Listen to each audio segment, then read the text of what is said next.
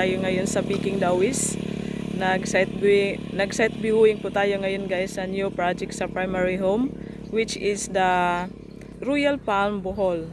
Yan ang bagong new project nila. And beside lang siya sa previous project nila na Royal Palm 4.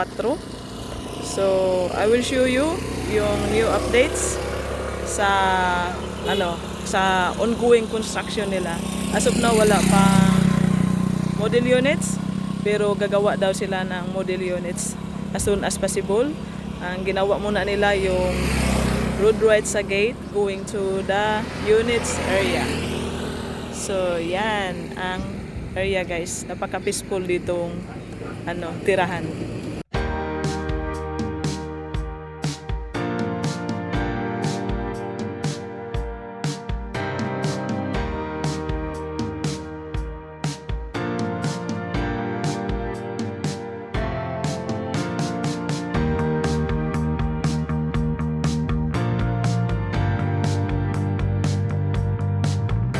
Nandito po tayo ngayon sa inside sa Royal 4, which is magkatabi lang yung bagong new project na Royal Palm Bohol at saka Royal Palm 4, kasi meron pa silang mga model units dito. At pwede din siguro nating makita yung mga improvements doon sa na ongoing construction. Dito tayo aakyat sa papasok tayo dyan sa Royal Palm, sa Palacios Grande, dyan sa may balcony. Then, makita na siguro yung view sa Royal Palm Bohol. So, dito ang Royal Palm Bohol. Tahimik dito guys. Magandang tirahan kasi malayo medyo distansya siya kunti sa highway. So, ito ang napakaganda. Kung gusto niyo yung peaceful ang paligid, so choose Royal Palm Projects houses. So, pasok tayo sa Palacios Grande. Yan. I will show you guys yung kung gaano kalapit ang bagong project na Royal Palm Bohol dito sa Royal Palm 4. So, yan. So, sa nakikita nyo, doon ang provincial road. Yan.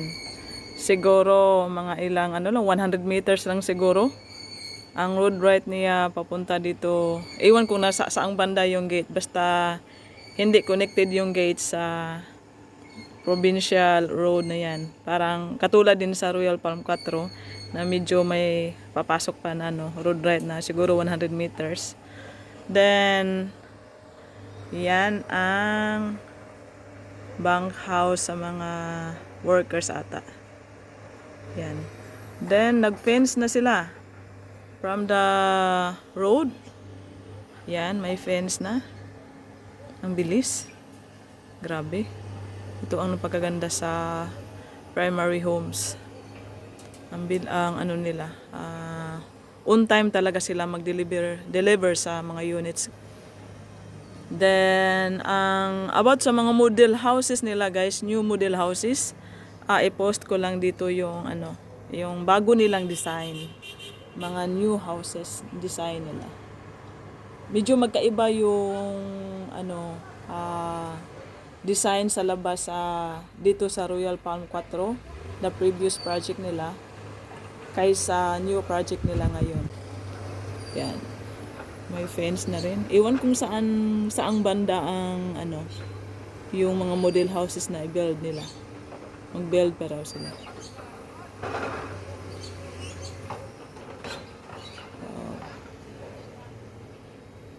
So, yan. Then dito yung fence na yan. Yan ang boundary sa Royal Palm 4. Then yung nakikita nyo yung vacant yan, hindi yan included sa neighbor yan. Yan. Guys, kung sino pang hindi nyo alam yung Royal Palm projects dito sa Panglao Island or sa Dawis, meron akong maraming video na previous vlog noon. I-search nyo lang yung channel ko, Julieta Membrebe. Then just message me directly to my messenger kung meron kayong mga inquiries. So, about the model houses and estimated prices, i-upload ko dito sa video later.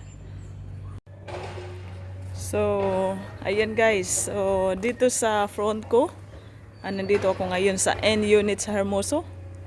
This is Hermoso. Yan. Ito ang model unit. Then, punta tayo doon.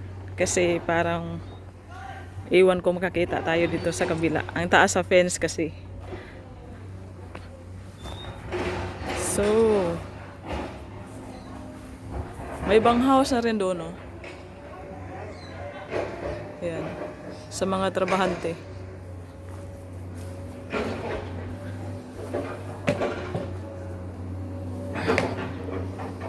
Ayan. Kita ba?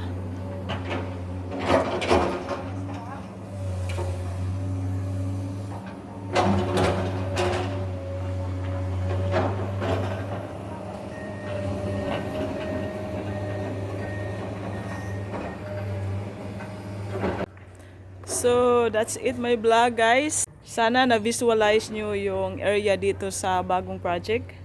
At yung about sa distance naman sa kung gaano kalapit sa beach, sa resort, sa sa port, sa city sa Tagbilaran, sa Panglao. From here going to Panglao Airport or to Alona Beach, I guess mag-drive ka ng 15 minutes. Then going to Tagbilaran naman, it depends sa speed sa pagtakbo ng sasakyan nyo. Malapit lang siya talaga. I guess 10 to 15 minutes. Then going to the beaches, Biking Beach ang pinakamalapit dito na public beach. Ano lang siguro 5 minutes drive. Nandun na kayo sa beach. Then going to Oceanica. From here or Dumaluan, I think mag-drive ka ng 10 minutes. Yan ang distances niya. Hindi siya malayo. Basta may sasakyan ka lang. Huwag ka lang maglakad. Okay? And hope you like my vlog. And then, kung sino pang hindi naka-subscribe, subscribe na guys. Para ma-update kayo sa mga next vlog ko. Babos! Bye!